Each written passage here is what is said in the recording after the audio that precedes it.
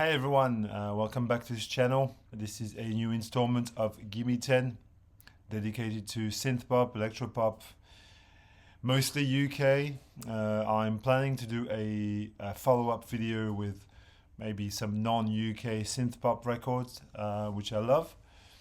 And synthpop for me is a very, I think it's still a very important genre in my collection.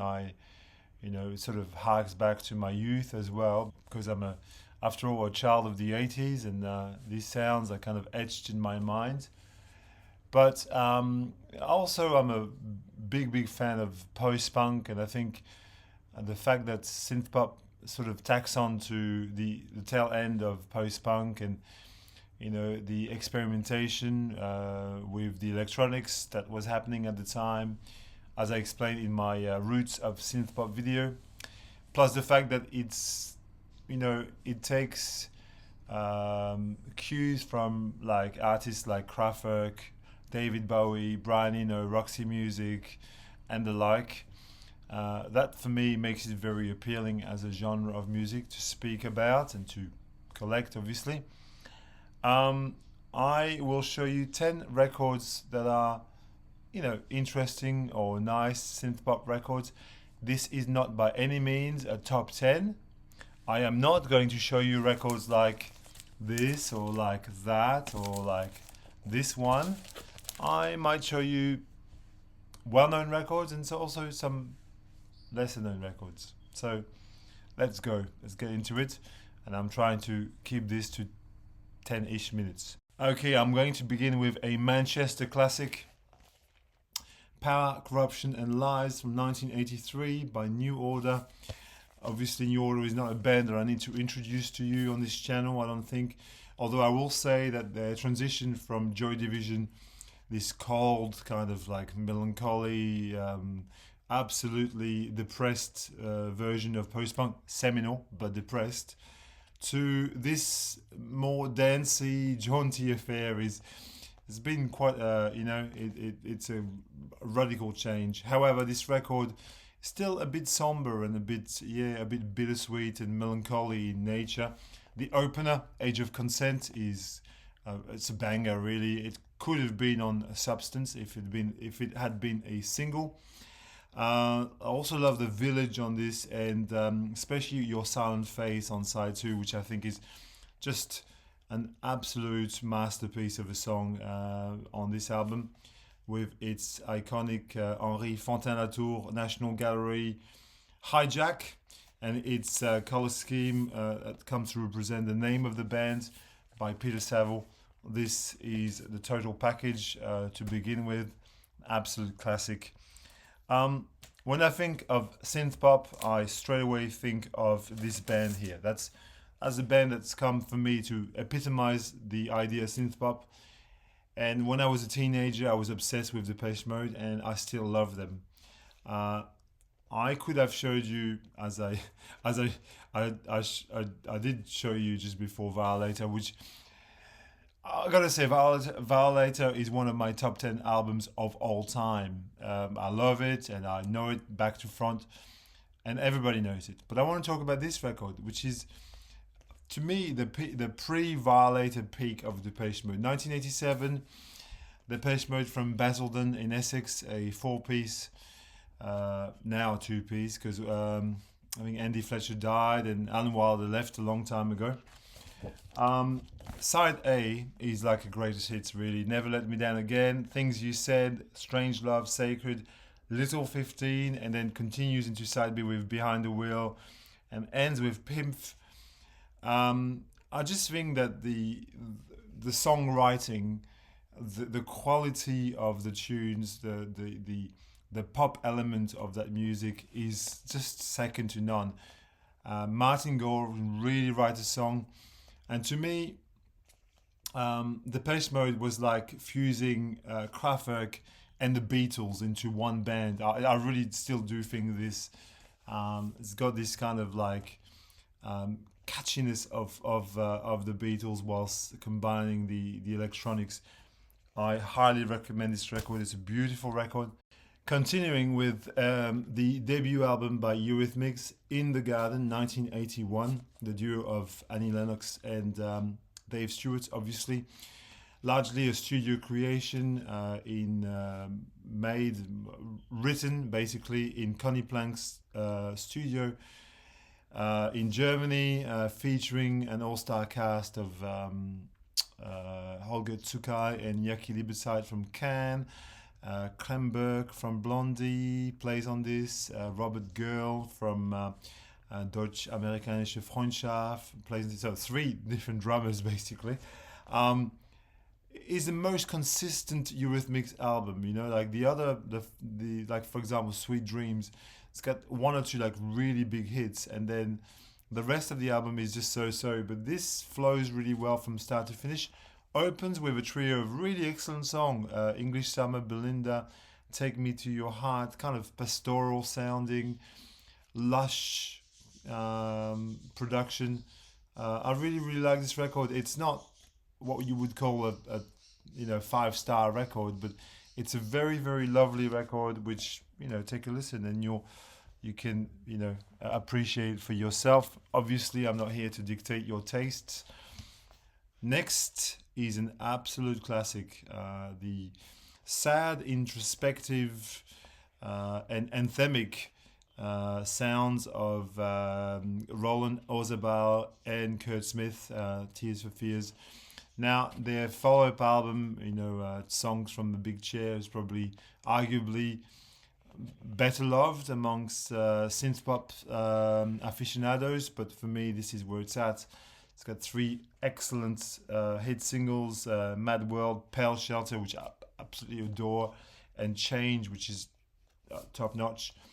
And it flows through a sequence of other very beautiful songs, like, I mean, the title track, The Hurting, The Prisoner, this really well produced, amazing record. Everybody should own it. Continuing with a band from Dundee in Scotland, the duo of Alan Rankin and Billy Mackenzie, the Associates with, I think, their 2nd or 3rd record, Sulk. And this is a phenomenal record which mixes, I think there's a lot of Bowie and Kraftwerk mixed into this version of synthpop here. What's interesting is the track listing that I've got here. This is a later German pressing. Is different to the original press, and I think the track listing on this version is better than the original track listing. But Club Country, for example, and White Car in Germany, and Arrogance, Give Him Up, very sort of, his voice, Billy Mackenzie sings like, you know, he's channeling, you know, Gary Numan and Bowie and all sorts of, he's got this amazing voice. I mean, just take a listen.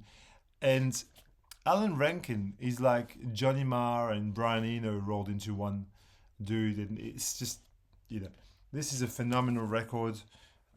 Don't hesitate. But as I said, the track listing might be a bit distracting in my opinion, but that's just, you know, what I found. Here is another bona fide classic from the synthpop era, OMD with Architecture and Morality. Again, another duo, you know, they're often duos, you know, the Associates, Tears for Fears, and there's another one, Paul Humphreys and Andrew McCluskey. To me, it's very sentimental, this record. I can remember Souvenir, which is probably the hit single of that album, being played on French ads in the 80s when I was a kid. So it's really kind of like tied to my youth. But not just. Joan of Arc, Maid of Orleans, as we say in French. Orleans, yeah. The title track, The New Stone Age, and the instrumental Sealand, which is reminiscent to, you know, sort of German rocky instrumental. In fact, I think Neu had a track called Sealand as well. So I think there's parallels there. Andrew McCluskey was quoted saying that, you know, seeing Kraftwerk in Liverpool blew his mind. to smithereens, and he bought synth the next day.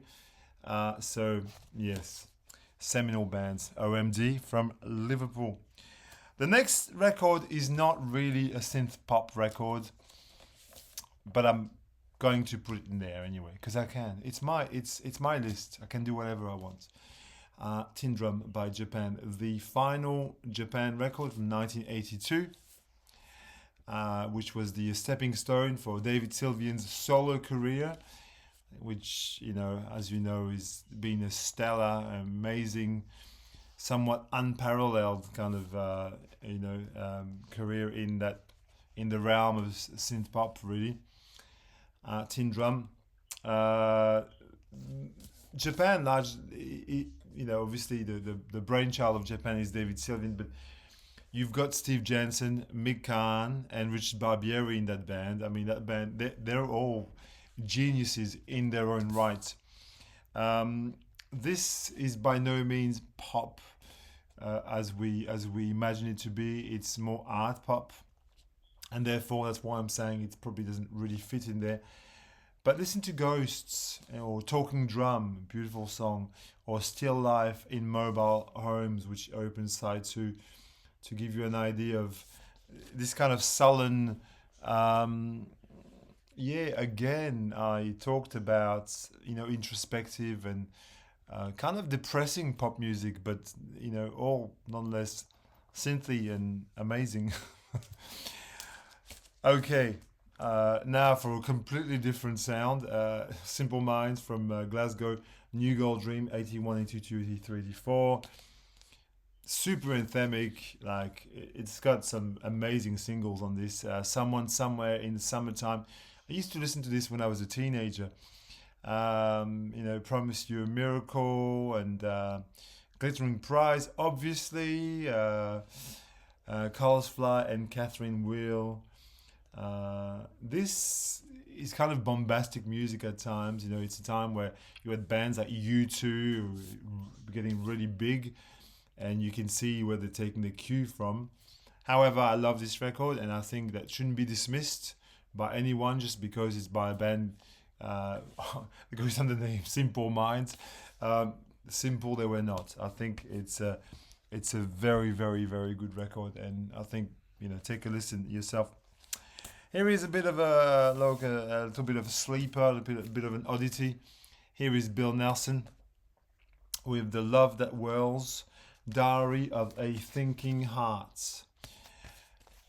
Absolutely amazing art pop, synth pop. Also could fit in the sophisti-pop kind of box. Very, very artful indeed. Bill Nelson was in Bebop Deluxe before going solo. He hails from West Yorkshire, Northern England, and you know, this is very reminiscent of bands like Japan. Yes, I think there's the Bowie, Brian Eno, Roxy Music's school of synth pop is very firmly heard on this record. This version also includes the La Belle et la Bête, his previous record. It's a twofer, which is great because you can hear lots of Bill Nelson for not very much money. I don't know if you're familiar with this record, but it's a beautiful record. Listen to the opener, Empire of the Senses. You know, it has a very Ruichi Sakamoto, Dave Sylvian kind of sound. Anyway, doesn't cost you anything to try.